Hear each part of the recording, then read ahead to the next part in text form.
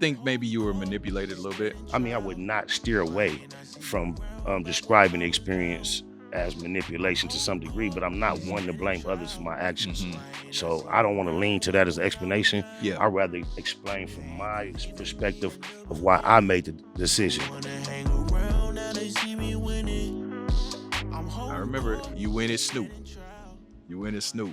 What was that? What that precipitate from? Like, what made you? Well, I had my own personal experience. I can say this. And I probably relied on that to justify being able to just jump on that bandwagon. And I'm glad you clarified that, because that's you specified my question. Was it personal or was it business? Had a personal reason because that I can utilize to justify whether it actually is justified real, by it. Yeah. What my experience was when I told you I had the experience, I was with Sibo for a while. I was even being his artist, but he did a year of violation. And during the time him doing that year of violation, I accompanied his manager. We was working on Block Movement. They was trying to get a feature from Snoop on Block Movement. And the way Block Movement was put together, like Sibo wasn't in the studio. He was in jail. And Tipo, the manager, we traveled from LA to Sacramento, going to different, because emailing files and shit wasn't that like it was back then. So we took a road trip to different studios, getting verses. Sibo had left here, there, and then he was dropping them off for Brother Lynch, and they was putting the records together like that.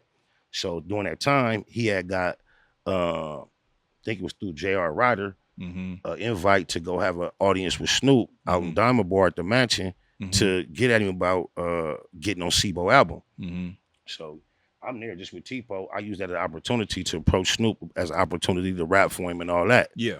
And I know this is very inconsequential at this point in my career. But however, he agreed he's going to give me the opportunity to listen to me.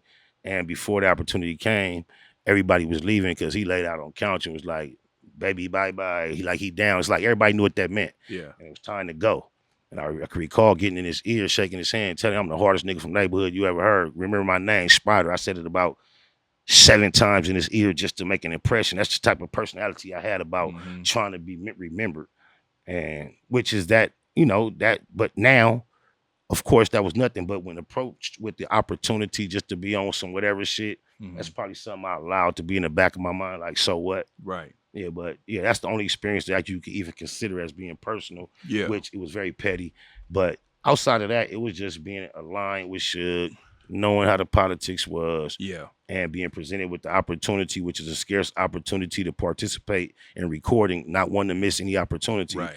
And kind of like true to the character we know, the opportunity was to be controversial when you know I would have preferred to be participating on something other than that. So you think maybe you were manipulated a little bit? I mean, I would not steer away from describing the experience as manipulation to some degree, but I'm not one to blame others for my actions.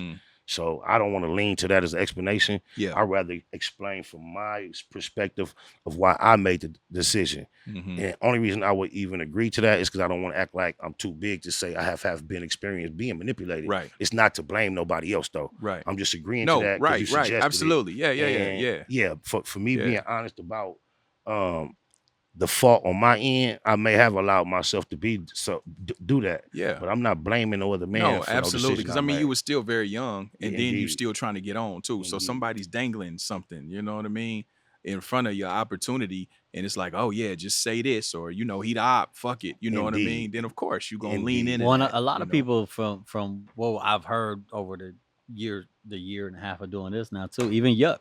Like we asked Yuck like why he got a Scarface, and he was like, "Well, I was with the team." That's what we was just talking about with the Yuck situation. And if you just think about Snoop, what was your problem with Easy? Right, same thing. You're right. You just ride for the team. Ride for the team. Ride for. I mean, listen. For all intents and purposes, we all fall into that. Even with Yuck, I never met Yuck. Me meeting, that was my first when Yuck came to the show. That was my first time meeting Yuck. But for years, he the op. I ain't never met Yuck, but during that period, it's like, okay, he the hop. You know what I mean? Been through some shit. But I'm gonna tell you, Yuck is so much not a coward that had y'all bumped into each other at that time.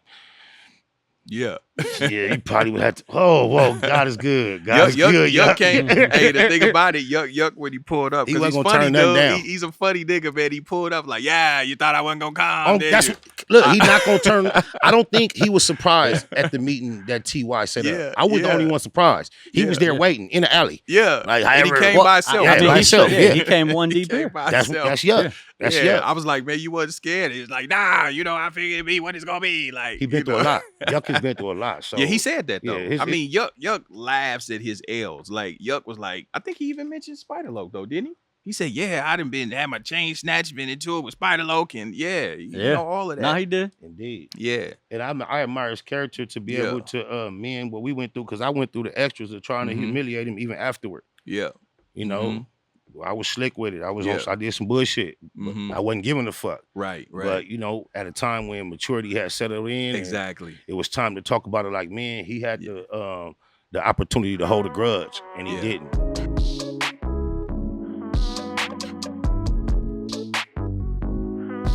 I'm holding court, standing trial. Why ain't I see you round back when I was down? Karma's on the way. What goes around comes around. Karma's on the way. There's nothing you could do now. You gotta pay.